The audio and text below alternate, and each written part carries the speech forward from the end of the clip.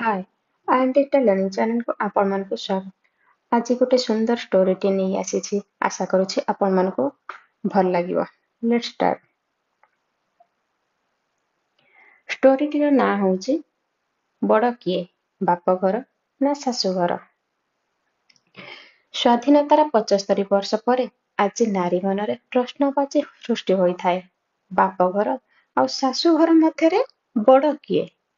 ଝିଅକୁ ଜନ୍ମଦାତ୍ରୀ ଜନ୍ମ ଦେଇ କିଛି ବର୍ଷ ପରେ କାହିଁକି ଘର ଛାଡ଼ି ଚାଲିଯିବାକୁ ବାଧ୍ୟ କରେ? ଝିଅକୁ ଜନ୍ମ ଦେଇ ଲାଳନ ପାଳନ କରି ପର ଘରକୁ କାହିଁକି ବିଦା କରିଦିଅନ୍ତି? ଏତେ ଅଳି ଅର୍ଦ୍ଦଳି ସହି ଗେହ୍ଲାରେ ଝିଅଟିକୁ ବଡ଼ କରିବା ପରେ ଦିନେ 7 ଜନ୍ମ ପାଇଁ ପର କରି ଆଉ ଜଣେ ଅଜଣା ଲୋକ ସହିତ ଛନ୍ଦି ଦିଅନ୍ତି। ବାପା ମା ସମେତ ରକ୍ତ ସମ୍ପର୍କୀୟମାନେ ଶାଶୁଘର ଲୋକ ନିଜର ବୋଲି ଆମେ ପର କହି ବୁଝାଇ ଦିଅନ୍ତି। ସେମାନେ ଯେତେ ଅନ୍ୟାୟ ଅତ୍ୟାଚାର କଲେ ସବୁ ସହିଯାଇ ଉତ୍ତର ଦେବୁ ନାହିଁ ବୋଲି ପରାମର୍ଶ ଦିଅନ୍ତି। ଏଠାରେ ମନରେ ପ୍ରଶ୍ନ ଉଠେ କି ସେମାନେ ଯଦି ନୂଆ ବୋହୂଟିକୁ ହୃଦୟର ସହ ଗ୍ରହଣ ନ କରିବେ, ଝିଅଟି କ'ଣ କରିବ? ଯେମିତି ଲାଗେ ଝିଅ ହେବା ସତରେ ଗୋଟିଏ ପାପ। ମାତ୍ର କୁହାଯାଏ ଯେ ଝିଅ ଜନ୍ମ ହେଲେ ଘରକୁ ଲକ୍ଷ୍ମୀ ଆସିଥାନ୍ତି। ଏହି ଲୋକୋକ୍ତିଟି କେବେ କେବେ ମିଛ ପରି ଲାଗେ। 18 ବର୍ଷରୁ ଉର୍ଦ୍ଧ୍ୱ ହୋଇଗଲେ ବାପା ମା ନିଜ ଝିଅକୁ ବୈବାହିକ ବନ୍ଧନରେ ବାନ୍ଧି ଦିଅନ୍ତି। କିନ୍ତୁ ସେମାନେ କେବେ ବି ଭାବି ନଥାନ୍ତି କି ତାଙ୍କ ଝିଅ ବାହାଘର ପରେ ତା ଶାଶୁ ଘରେ କେମିତି ଚଳିବ। ଦୁଇ ପରିବାରର ସହମତିରେ ତଥା ଉଭୟ ପକ୍ଷରୁ ସତ ମିଛ କହି ବାହାଘରଟିଏ ହୋଇଥାଏ। ବେଳେ ବେଳେ ଗୋଟିଏ ପକ୍ଷ ସତ ଓ ଅନ୍ୟ ପକ୍ଷ ପ୍ରଚୁର ପରିମାଣରେ ମିଛ କହିଥାଏ। ଆଉ ମଧ୍ୟ ଦେଖିବାକୁ ମିଳେ ବାହାଘର ପୂର୍ବରୁ ସଠିକ୍ ଯୋଗାଯୋଗ ହୋଇପାରିନଥାଏ, ଯାହା ପାଇଁ ଗୋଟେ ଝିଅକୁ ବହୁତ ଭାରି ପଡ଼ିଥାଏ।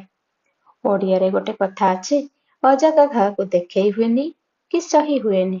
ଠିକ୍ ସେହିପରି ଅଧିକାଂଶ କ୍ଷେତ୍ରରେ ଗେଲବସରରେ ବଢ଼ିଥିବା ଝିଅମାନେ ଶାଶୁ ଘରକୁ ଯିବା ପରେ ତାଙ୍କ ଅବସ୍ଥା ଶୋଚନୀୟ ହୋଇଯାଇଥାଏ। ଗୋଟିଏ ଝିଅ ନିଜ ବଡ଼ କରିବାର ଯେଉଁ ସ୍ୱପ୍ନ ଦେଖୁଥାଏ, ତାହା ତାର ଧୂଳିସାତ୍ ହୋଇଯାଇଥାଏ।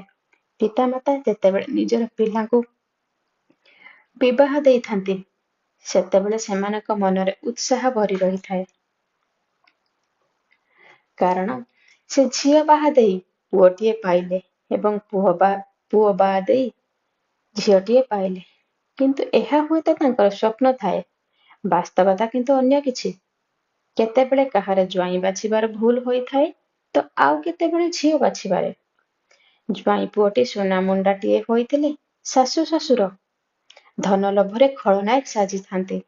ସାଧାରଣତଃ ଶାଶୁ ଶ୍ୱଶୁରଙ୍କ ମନରେ ଥିବା ଲୋଭ ଯୋଗୁଁ ଏପରି ହୋଇଥାଏ।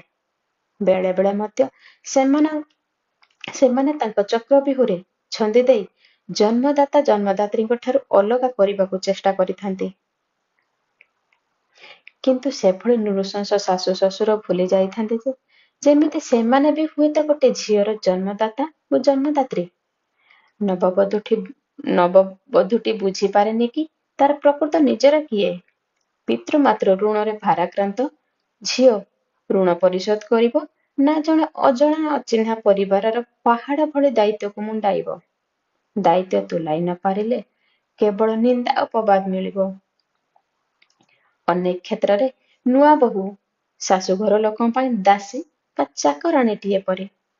ସାମାଜିକ ଜୀବନର ଦୋମୁହାଁ ରୀତିରେ କେବଳ ଝିଅଟିଏ ହିଁ ଆଜିକା ସମୟରେ ବଳି ପଡ଼ୁଛି ଓ ହିନ୍ଦୁ ବୈବାହିକ ବନ୍ଧନ ଅନୁସାରେ ଗୋଟିଏ ନାରୀ ବିବାହ ପରେ ନିଜର ବ୍ୟକ୍ତିତ୍ୱ ହରାଇ ବସିଥାଏ।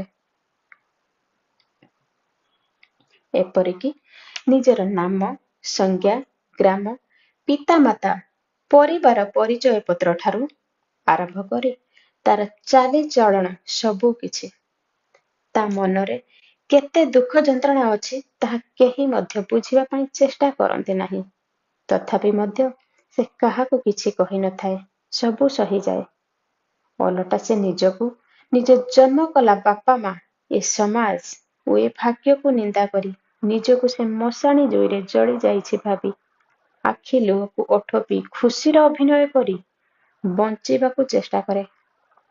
କିନ୍ତୁ ସ୍ୱାମୀ, ଶାଶୁ, ଶ୍ୱଶୁରଙ୍କୁ ପଦେ ହେଲେ କିଛି କହେ ନାହିଁ। ବିବାହ ପରେ ନାରୀର ବିରାଟ ପରିବର୍ତ୍ତନ ଘଟେ, କିନ୍ତୁ ପୁରୁଷର ନୁହେଁ। ନାରୀ ପରିସ୍ଥିତି ସହ ନିଜକୁ ଖାପ ଖୁଆଇ ଚଳେ, କିନ୍ତୁ ପୁରୁଷ ନୁହେଁ। ନୂଆ ପରିବାରରେ ସବୁକିଛି ଭଲରେ ଯିବ ବୋଲି ଆଶା କରୁଥିବା ଅଧିକାଂଶ ବୋହୂ ମାନସିକ ଓ ଶାରୀରିକ ଯନ୍ତ୍ରଣାରେ ଆଜି ଜର୍ଜରିତ। ଏବେ ବୋହୂଟିଏର ଏଭଳି ଅଭିଯୋଗର ସମାଧାନ କଣ? ଆଇନ ସମାଧାନ କରିବାରେ ସମର୍ଥ? ଆଶା କରୁଛି ଆଜିର ଷ୍ଟୋରିଟି ଭଲ ଲାଗିଥିବ। ଲାଇକ୍, ସେୟାର, କମେଣ୍ଟ, ସବସ୍କ୍ରାଇବ କରିବାକୁ ଜମାରୁ ଭୁଲିବେନି। Thank you.